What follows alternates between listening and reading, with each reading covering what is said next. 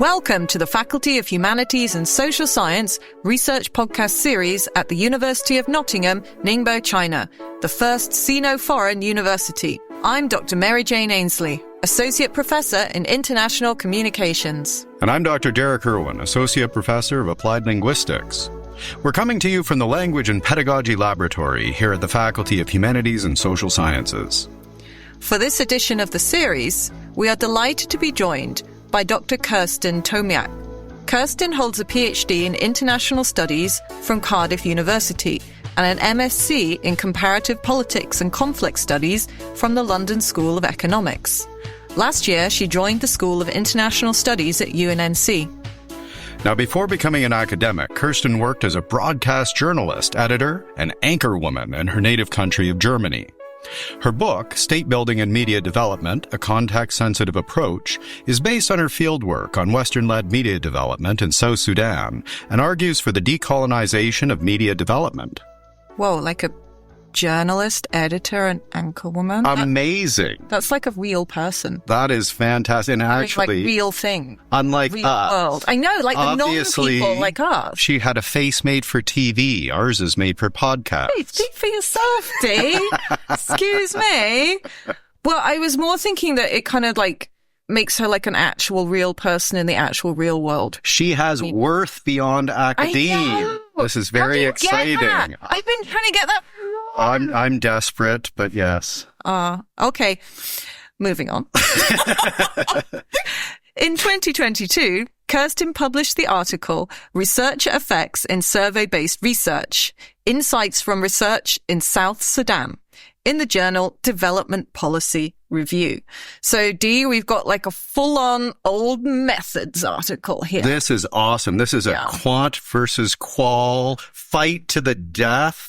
I can't wait to see what happens. Yeah, it's been a while. Now, in your experience, Mary, I know you have familiarity with some areas which aren't necessarily conflict-ridden, but are associated with that. Okay.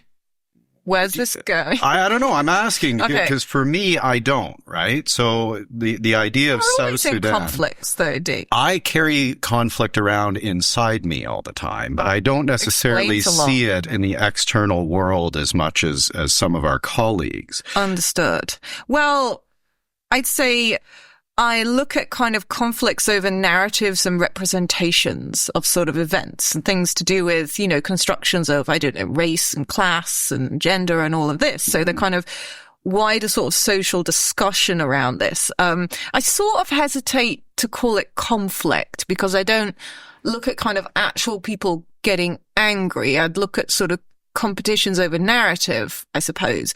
But I think the most important thing to sort of highlight about my own research is that I'm very much quali all the way. And qualitative and more. I tend to be as well, which is why this was so fascinating. I thought you were a quants man. I do that with qualitative work. So actually, much like I think Kerstin will tell us about these kind of surveys, sometimes what you're doing is you're quantitatively summarizing what may be considered initially qualitative data. So if you're doing discourse analyses, for example, or in my case, grammatical analyses, very often each one of them is kind of a pseudo-qualitative analysis, but you build them up over time into a more quantitative picture. Okay, I think I get you there, but I love the way you had to give yourself a little jump there. You were starting to like completely drone out. Well, whenever I try to explain my research to people in my family, they want to stick me with the cattle prod. Eyes and all the rest of it. Yeah.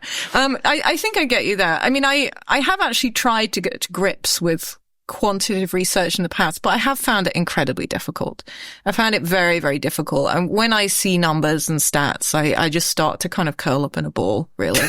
But I think because of that, I really went down the qualitative road. And I think, and which, you know, develops its own skills. And I'm quite happy with those skills. But still, when I see people conducting quantitative research, I'm very impressed with it. Because it's now, I think what we should get Kerstin involved in here is actually what the you mean we should actually get the academic involved in the It's conversation. not a terrible that idea. We've come to interview. That might help at some point, I guess. We have asked her to join us after all. Kerstin, maybe you can explain then, in your perspective, what is this particular article contributing, and are we anywhere near the right perspective on how we're engaging with it? Welcome, Kerstin.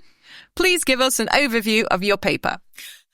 Okay. Hi, Mary. Hi, Derek. Thanks very, very much for having me here. That's actually great and fantastic. And you picked out the paper I probably still like the most from everything I basically kind of did. In general, which is not that much at this point, so that's potentially doesn't mean so much. But in general, this paper is part of a general interest in methodology and the question of how do we do research.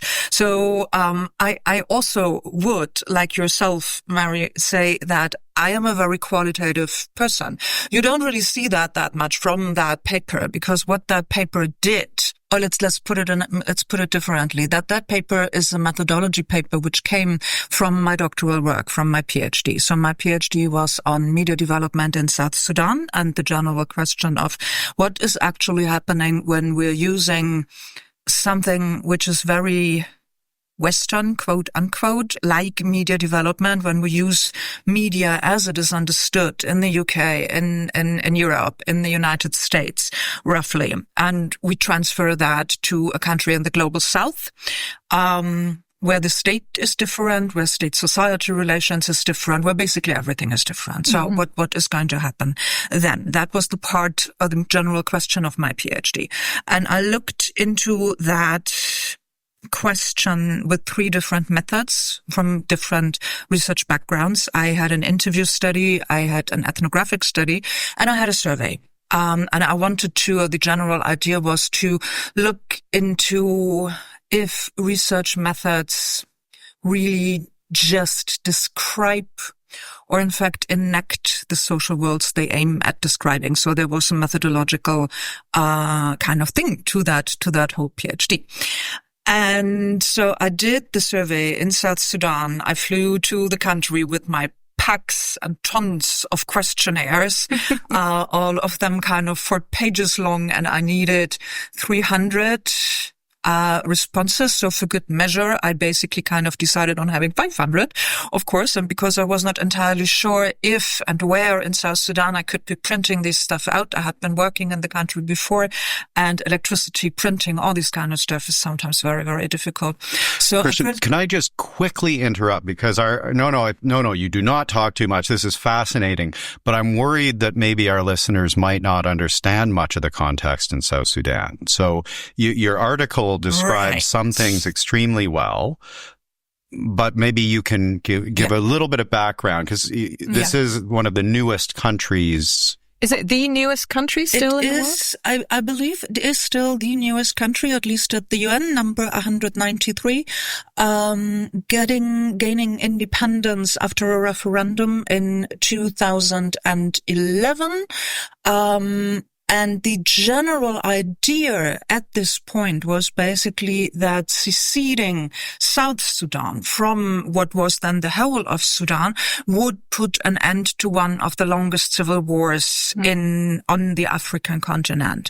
That hope did not exactly work out. So in 2011, the new country was really greeted with absolute enthusiasm by its inhabitants. It was quite fascinating being there at this time. I was the first time in South Sudan in 2012, where I worked for an NGO, then in 2013 again, and then 2014-15, I was there, I did my fieldwork there for the PhD. And in 2013, civil war broke out new, and it hasn't really stopped since then. So for context, it then became pretty much also the kind of question of how do we do research not just in a post-conflict country, but in a country in active combat, in active conflict. That sounds potentially more dramatic than it actually kind of was at this point, because South Sudan is really, really big. So there were places where there was really all hell breaking loose, but it was usually not in the places where I was. So there was kind of a buffer zone or something like that. And yet you still don't necessarily know if it will. Yeah, that's... And certainly trying to do research in this area it has as a whole set of challenges, as you've pointed out. So access to printing facilities, electricity. Yeah. And what is the state of the university there? Because you had said that the students were trained in research methods to a degree. That is probably the moment where I should say, so I did a survey in Juba. Juba is the capital of South Sudan. Juba is the capital. Okay. Yeah, please always remind me of that, because a lot of that I really take absolutely for granted that everyone knows that, because just I engaged with that so much. Of course. Yeah. And one thing there is knowing the population even of Juba is a challenge. And that was one of the reasons of choosing South Sudan for my PhD fieldwork as the case study. Of course, there were a lot of very academic reasons, but the main reason was basically I was very sure that I wanted to do my fieldwork either in Afghanistan or in South Sudan, which are the two countries I have been working in. So I had networks. I knew very simple everyday life kind of stuff. How do you call a taxi? Which kind of taxis are safe? Where do you get food? Where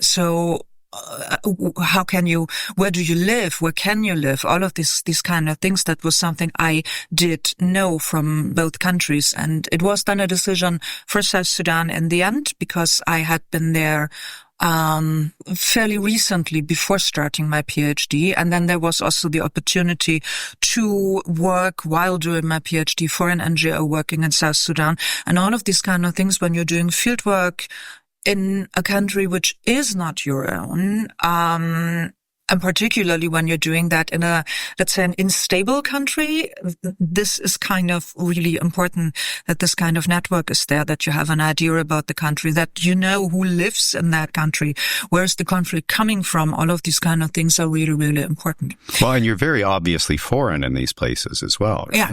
So that can both be a detriment and a benefit, I assume. Yeah, absolutely. I had with South Sudan and with Juba, and doing this research in Juba, I had the added advantage that a professor at Juba University, teaching there in the political science department, was a former fellow student of mine. We have been doing the masters at the LSE together. We were in a couple of classes together. So there were networks and there were contacts. And when I wanted to do the survey, in a country like South Sudan, you cannot stand with a clipboard on the street and say, hey, sir, can I please ask you a couple of questions? Just a minute, please. That is, you have the security forces on your neck sooner than you can say clipboard. It's really kind of not working. So I made contact with the university very, very soon, basically for saying, okay, can I do that with your help under institutionalized with you, so that I kind of get permission from the security forces, from the government to do that. And then I had a group of students which were employed from the political science department who did the survey for me. So who did the actual data gathering for me. So this worked all well. I went there. I gave them training a little. They had been trained at the university in research methods. The niveau of that, I would say, was surprisingly high. It's basically kind of, you're in a country where people are going to university. Usually their education takes a lot longer than, for example, in China or the UK or Canada, because there's a war, the university closes, you go away to your village, and then you say, oh my God, half a year and now I come back. Is the university open again? So the usual bachelor is kind of at least double the time, I would say, than is here. So, but nevertheless, they had been trained, and I went there and we had a workshop and I explained the research and what I wanted.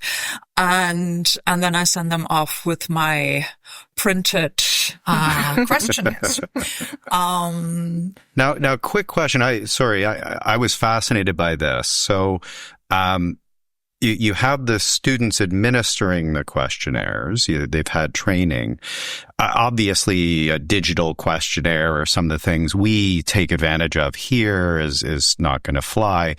What was the reason? I'm wondering, I guess, what is the general level of education in Juba, for example? Or are these students having to administer the questionnaires orally, or how is this operating? Well, they do have, in fact, really a clipboard. So Right. they have that printed out where it also kind of said, okay, this questionnaire needs to be done with a female noir, for example, for trying to be representative, which is basically kind of borderline impossible in a place like South Sudan, because you would need to know how big is the population. And because of the new outbreak of war, but also the independence referendum, the census being done in southern Sudan, so when it was still part of the whole of Sudan, I think the last was done 2009 or 2008, so before independence at least. So you do not have the reference kind of thing to basically say, okay,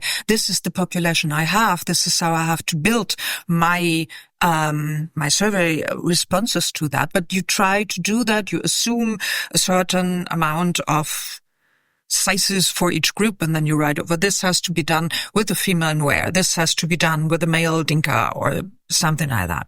So And those are ethnic groups. Yes, they're ethnic groups. Just to clarify. Sorry.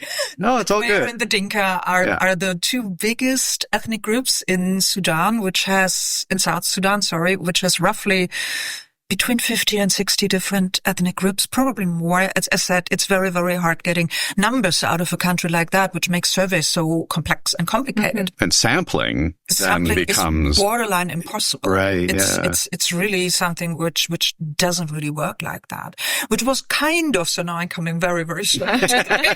No, the paper is fascinating, but I think that hearing about this context is quite incredible. And hearing you highlight just how difficult it was indicates why I have not yet come across a researcher who does work in South Sudan, I have to say.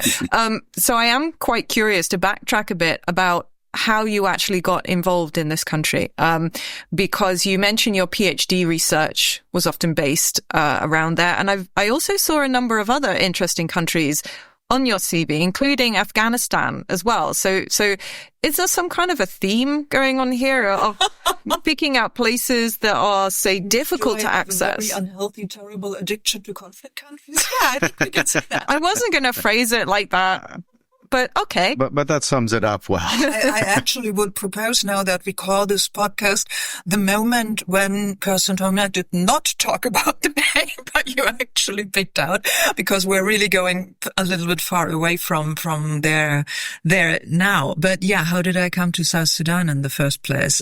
So I'm kind of, as you very kindly and funnily pointed out during your introduction, I am not the classic academic. So I basically I worked roughly 24, 25 years as a journalist and a media person, give or take a couple of years. And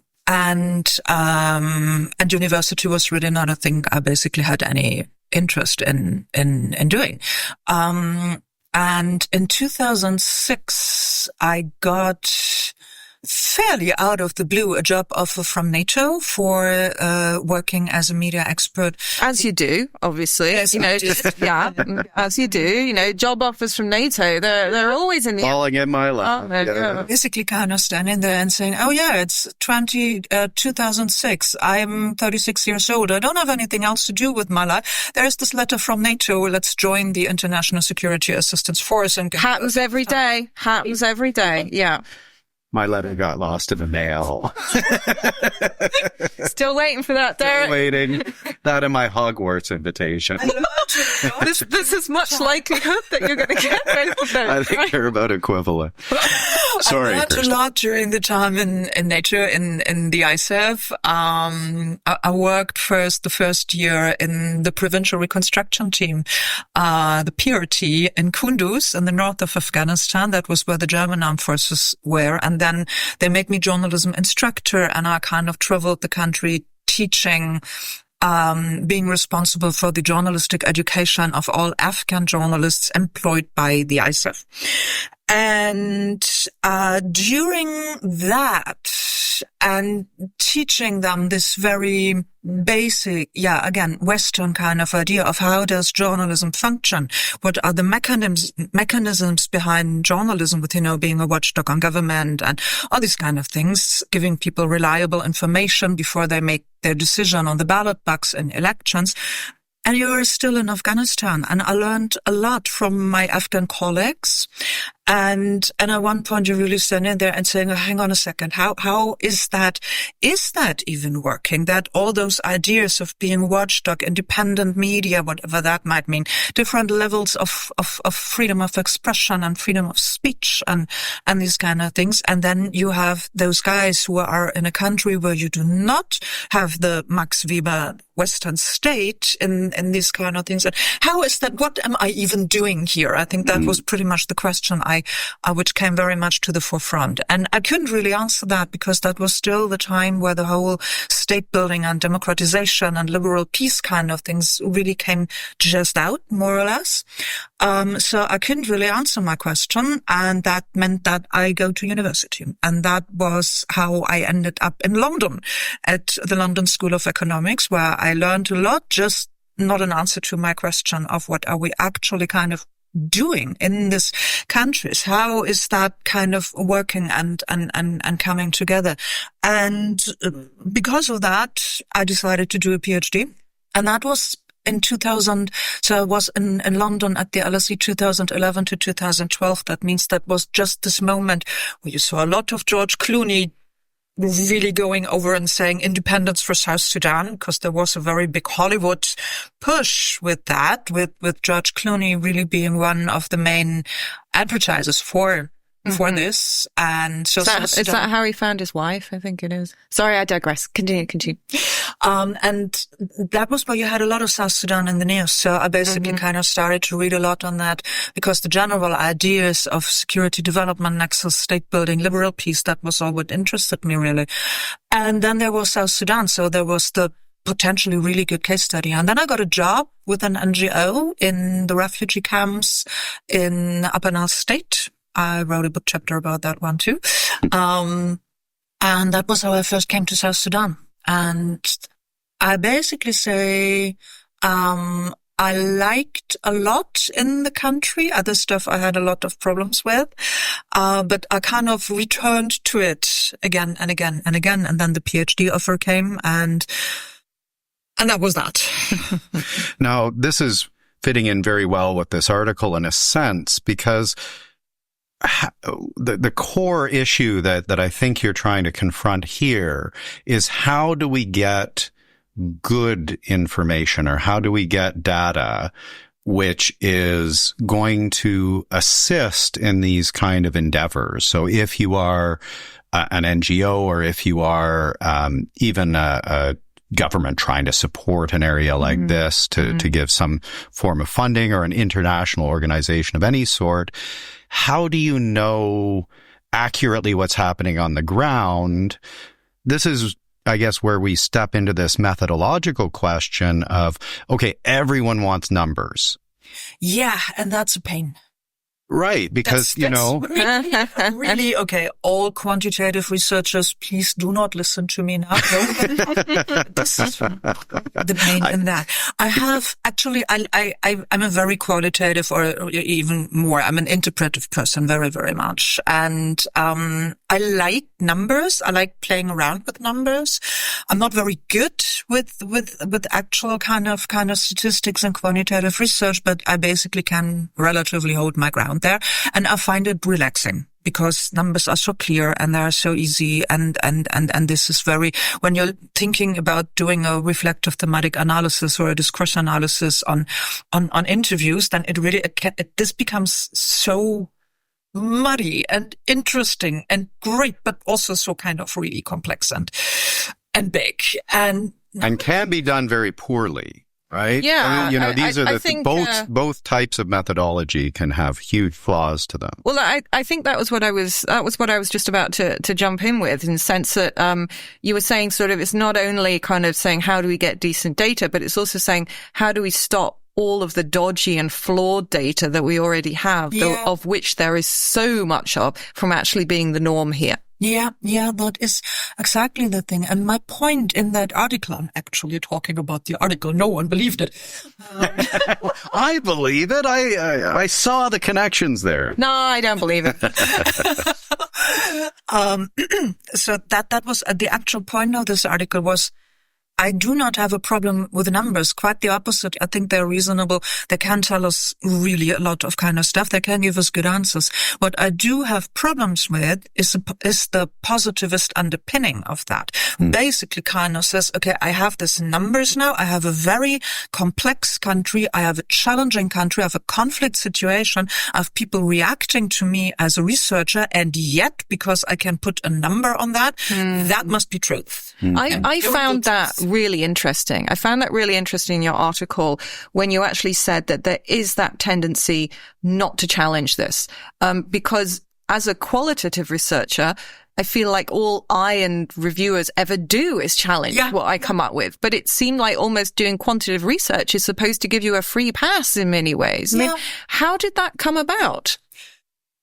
That would bring me very, very far away now into the history of sciences. And I'm very sure there are a lot of people who are so much better qualified to actually talk about that. But I do very much agree with the general idea. There is this kind of idea that the social sciences should be and go along the same lines like the natural sciences, and basically kind of say, okay, I can isolate my cause and my effect, and then I can just measure the connection between the two of them. And that is something which in a social situation, I think just can never happen.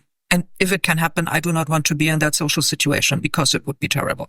But there is really when you have social situations and when you're doing surveys, and that is partly the idea behind this article.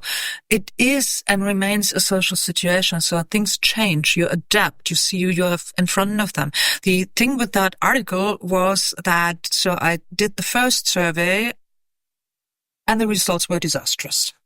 Absolutely, really disastrous. So I looked at the questionnaires and there were scribbles in the margin where I had been saying, please just check one box, please just tick one box. There were a couple of boxes ticked, then it was scribbled out, then there were new boxes ticked, and I was really sitting there and saying, what in the name of everything that is holy am I going to do with that? So when you do quantitative research, what you usually would be doing is you do data cleaning, which sounds great, as if you just kind of make a tiny little data set. And I'm getting visuals. Yeah. That's basically your Roomba goes through your data. What you do is try to make that thing fit your purpose and your question. So you really are manipulating it. And when you read in a quantitative article that the data set was cleaned, that basically meant that I pushed the data around so that they fit my purpose. Not always to a huge extent, but fairly often. So and I tried to do that sitting in Juba in a hat with a tiny little cat and a couple of locusts and other stuff, which kind of was then. It was very, very hot, and I was not going so much into everything. So, but basically kind of I was sitting there trying to clean my data set so that I could use it to answer the research question. And I couldn't. And then I basically said, okay, you know what? You have two more methods which you're going to do, because methodological PhD, just kind of put that to the side. Let's not talk about that for a while, because I was really frustrated and I had paid my surveyors, of course, so there was money involved, and I was a PhD student, so much money there was not. And then a month later or 2 months later or something like that, I said, okay, let's just try that again. And I did the survey a second time, with students from a different department in the university, and basically just gave them the same workshop, the same questionnaires, the same level of explanations, and just said, oh, I still do not know what's going on here, but let's just see and let's just try that. So, and this time I got really fantastic questionnaires back. So our questionnaires which just worked. Just one box tick, no scribbles in the margin, no addition in the first survey. Everyone had been putting in questions about clearly underpinned by feminism and gender equality. And I'm very much for feminism and gender equality, but it was not part of that particular research design. So I was really not sure where that was showing up. And the second time that really was not the case and it worked out well. So, and then the question became for me, really it started to bother me. What has happened? Why was the first time so terrible and the second time so good compared? Why was that? And I said, I like methodology. I do a lot of methods related kind of things. I just like puzzles, but I also have really trouble to stop when I'm working on a puzzle. I cannot really do that. So I looked and I did the analysis of my questionnaire, which I needed for my PhD. And then I also kind of set up a couple of interviews with the surveyors to basically kind of understand, okay, what was going on here? Why did you follow my instruction and you did basically kind of not? And what you kind of could be seeing in that the only thing which was different between the two surveys was me. And how they saw me. The first time I was presented by my friend and fellow student and the professor over there, who basically introduced me with the words, "This is Dr. Tomjak," which I wasn't at this point, but he still said that. Please help her with her very important research. It basically, even to me, it sounded as if the fate of South Sudan was based on my research, which of course it was not. But this is how I was introduced. And the second time I had been teaching at the University of Juba, then not the students I had as surveyors, but they didn't know me from, running usually too late over campus, walking into my class, sitting in the cafe over there. They did know who I was and that I was not a very important UN person who could potentially give them a job, what the first cohort of researchers thought. So, and because they thought I'm a very, very important person who could potentially give them a job, they wanted to give me really, really good questionnaires, and they didn't want to disturb me to ask something which they weren't really aware of. And that resulted in having questionnaires which were borderline unusable. Three answers are better than one. Yeah, can you clarify there? What did sort of being a really good survey filler constitute to them? Tick as much as you can. And because, I'm a Kavaja, I'm a white person, I'm a white woman, they always want to hear about feminism. So they included those kind of categories on gender equality and feminism and these kind of things. And it was really kind of the things where you really could see the social situation between me and the surveyors did something to the questionnaire results.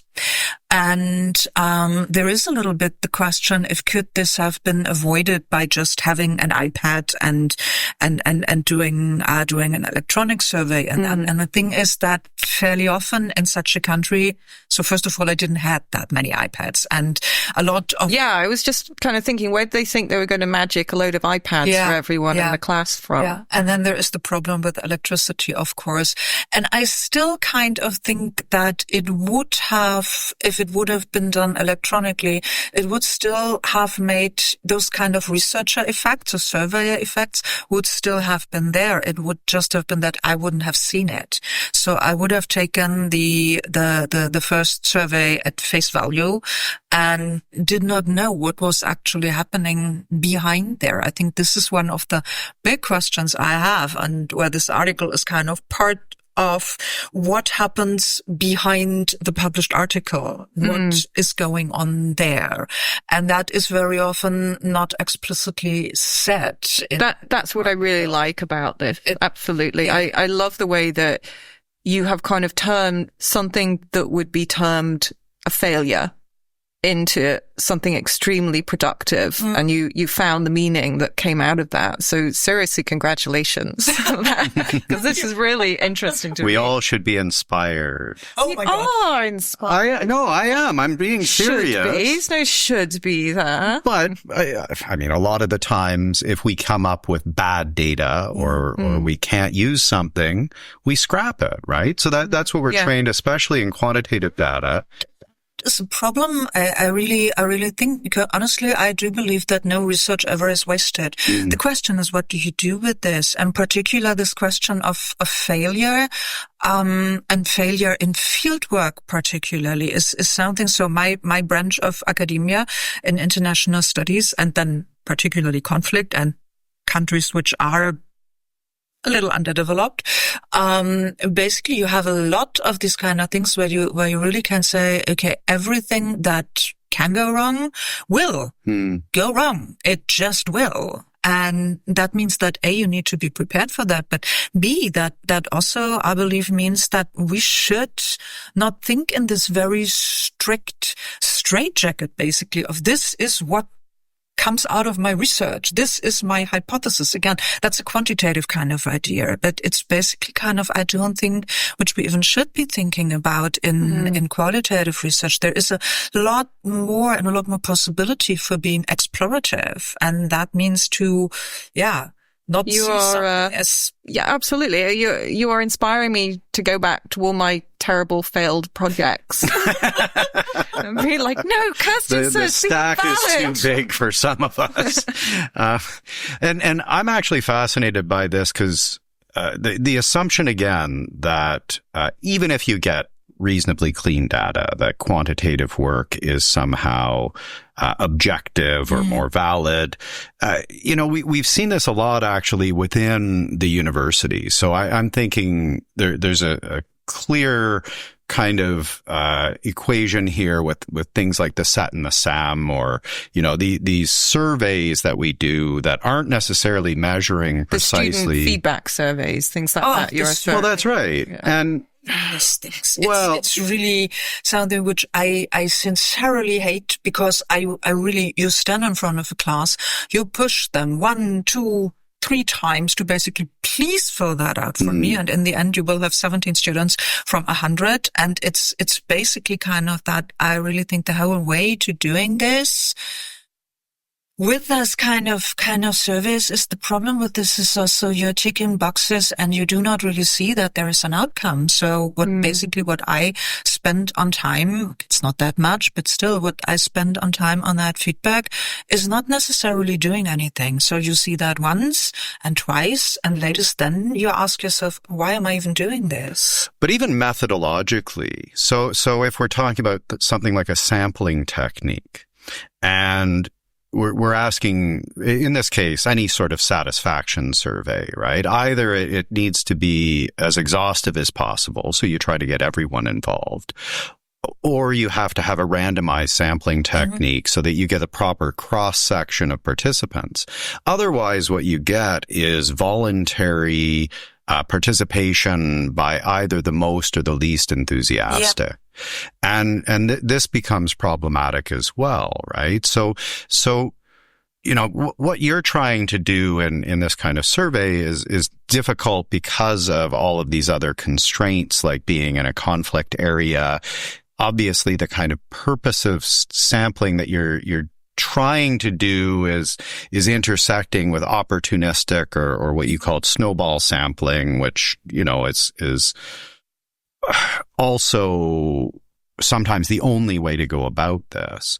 But again, it always strikes me as funny that within academe, we accept assessments of the instructors that are based on methodologies that we would never accept in a published format.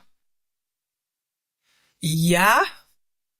Sorry, this might be silent. I might be going off topic here, but again, our student intern is smiling here. Yeah, she's just giving us all ones. She's on enjoying our, this sets very and much. here. But again, there's another problem there that the ways that they're filled out and things like that. So, because I'm the associate dean, I also get all of these Set and Sem surveys summarized and sent to me. Mm-hmm. And every single semester we see one or two students from almost every class who clearly wanted to give all 5s to their instructor, give them all 1s instead because they've checked the wrong. So you get the qualitative comment of, I love this class, but the quantitative of, I hated everything about it. Yeah. And There's another problem in that. I have personally, whenever I do something like that, when I try to fill out a survey, that I come very, very early to the point where I'm incredibly frustrated and just I cannot pick out a possible an answer option here because they're all kind of wrong. And how do you know that? And how do you interpret that? And how are things? How do I know that question you ask is really also the question that I try to answer and that I understand. And then I usually give up. Usually this is around the 4th question or something like that. And so there is a lot of this kind of things where we basically should be asking the question of, are we doing this right? Can we do this better? And how can we do that better? And that's a question for much more intelligent people than I am. So let's not put that on me. I can't answer this. But it is. Please. Yeah. Oh no, Dee, go on. Continue. No, you finish. Please. I was going to say actually that you'd started to kind of start broaching potential criticism of your article and this kind of discussion that we're having here.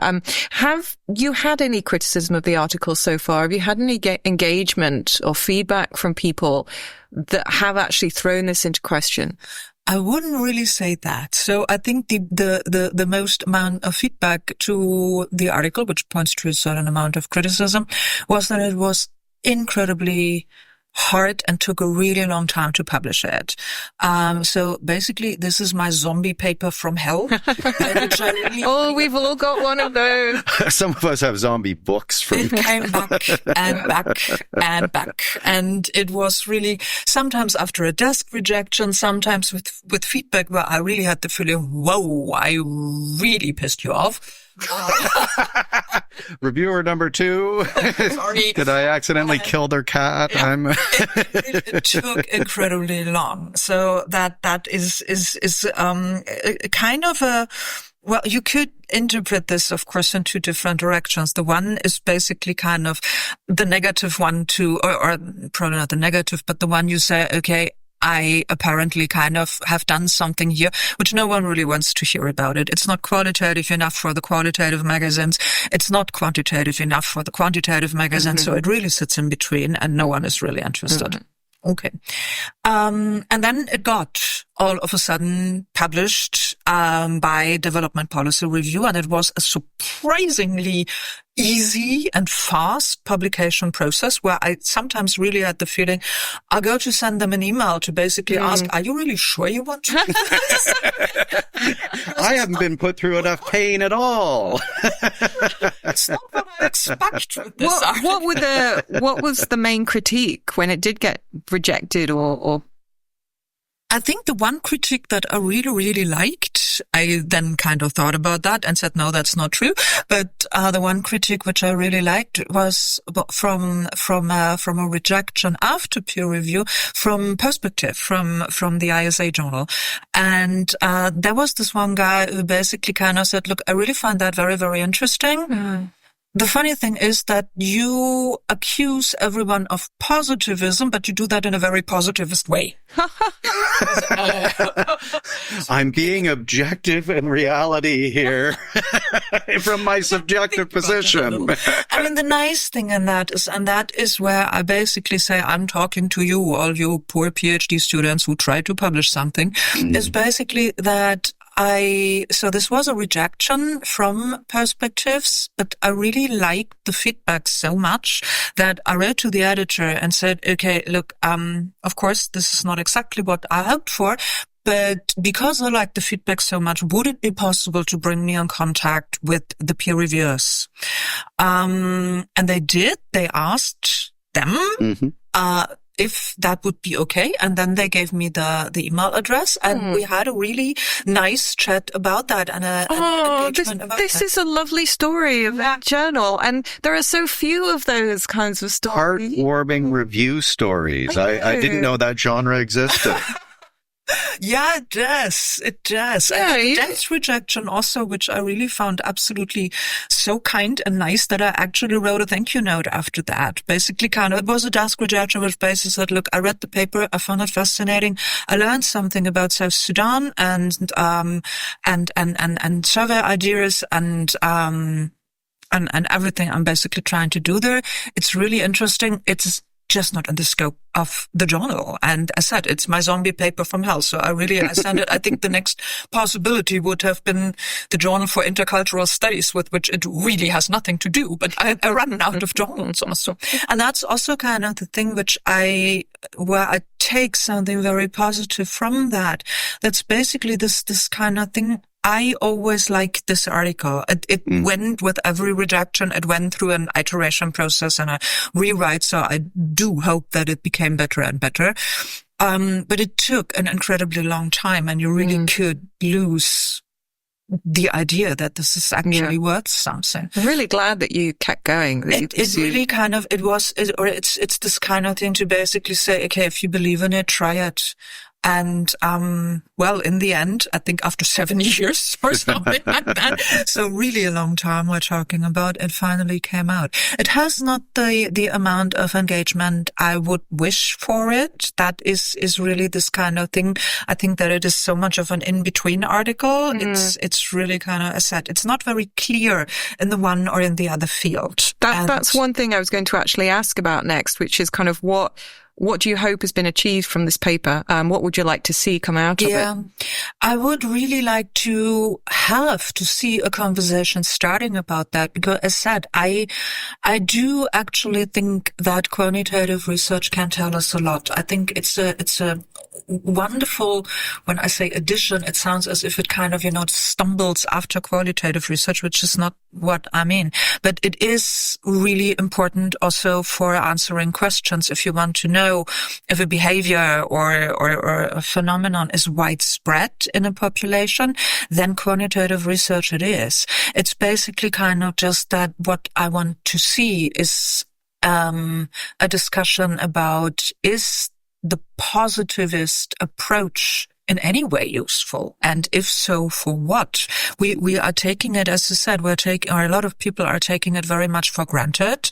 And in the hard sciences, it's perhaps they even stop more. Well, that's right, because we've known for a long time about the observer effect in experimental studies. So it's kind of interesting that this has to be flagged within the social sciences for quantitative work that is based on surveys which themselves come from someone, are administered by someone. That is what I really want to see about this, and more of an acknowledgement that every kind of data, whatever we do, it is produced. We do not pluck knowledge from the skies. We are not finding that somewhere or gathering it somewhere. We do that. It's an active process. And that, of course, means something for our results and what we do with them, what we can do with them, and how we engage with them. And that would be exactly the discussion I would like to see, to start, to which I wanted to contribute to. And beyond just a conflict area, I mean, your article is quite good about saying that this is within a certain context and it's based on this information, this data, and so you're emphasizing that. But I actually thought it was very useful to think about this in other terms. And as I said, I made the connection with the Set and Sem, which it could be a conflict area depending on the school, I guess. But there's lots of ways we could think about surveying perhaps as a tool and really interrogate how much of that is quantitative or how much of that is attempting to give numerical representation to something which may or may not itself be countable. Yeah. Mm-hmm. So, what's next? Tell us about your plans for the future. Coffee, did you say? Absolutely. In the research, how can we get you back here talking to us about your next work? I'm currently engaged with actually a series of articles, which is very much about my other big conflict countries, so about Afghanistan and about the evacuations from Afghanistan in 2021. I'm doing an interview study currently with my research partner from the University of British Columbia, which kind of makes, talking always a little hard because time differences time zones are rough, and these kind of things. But we actually are looking very much into contributing to the discussion surrounding local voices in interventions and a local turn in interventions. And last summer I did interviews with Afghan refugees, people who were evacuated from Afghanistan, working for Resolute Support or ISAF or the Foreign Office, to actually kind of figuring out, okay, what strategies are these local staff, those Afghans who worked for very much the armed forces, what strategies did they use to work in these environments to be heard by international intervention actors? So that's one big thing.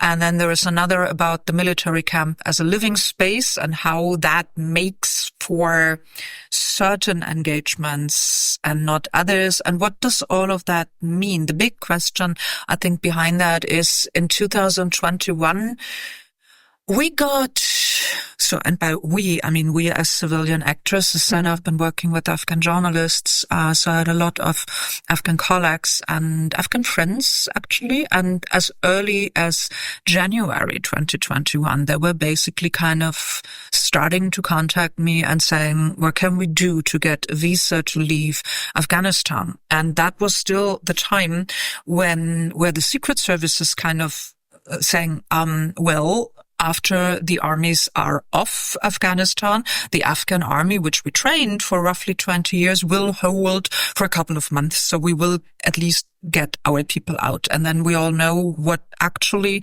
happened. They didn't last 2 days. And there were those terrible pictures from Kaya, from Kabul International Airport, with people actually trying to cling to starting planes. And the question was basically, of course, how could that happen? How did we not foresee that after 20 years of engagement? That was not a surprising kind of thing what happened there, but it was for us. So, and that has, of course, a lot to do of how do we engage with a country we are intervening or when intervention takes place. So with whom are we engaging? Why with those people, not with other people? I do kind of think the question in general I'm kind of after is how can we get better knowledge? That's pretty much kind of what is there. Well, we do hope that you will come back and share your research with us in the future, because that sounds fascinating, Kerstin. I think it too. And I have no doubt that you will do a stellar job completely. Thank you very much. Thank you very much.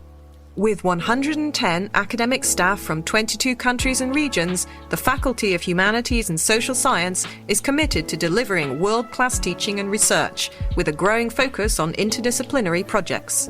Our faculty includes the School of Economics, the School of Education and English, the School of International Communications, and the School of International Studies, as well as the Language Centre. We are committed to internationally renowned and excellent research in a thriving transdisciplinary environment of outstanding individual and collective research. Our faculty is home to a number of groundbreaking projects, including but not limited to digital heritage, game cultures, the historical and contemporary Silk Roads, health economics, cognitive neuroscience of language, and gender studies. The Faculty of Humanities and Social Science is also proud to host a high percentage of international staff who bring expertise to areas such as history, politics, journalism, media and film studies, education, English, micro and macroeconomics and more, as well as a wealth of experience from international universities. We strive to offer an education and student experience reflecting the most up-to-date knowledge and achieve this through the close integration of teaching and research. Our research-led teaching places cutting-edge knowledge at the center of our curriculum, while our academic staff actively engage our students in their ongoing research activities.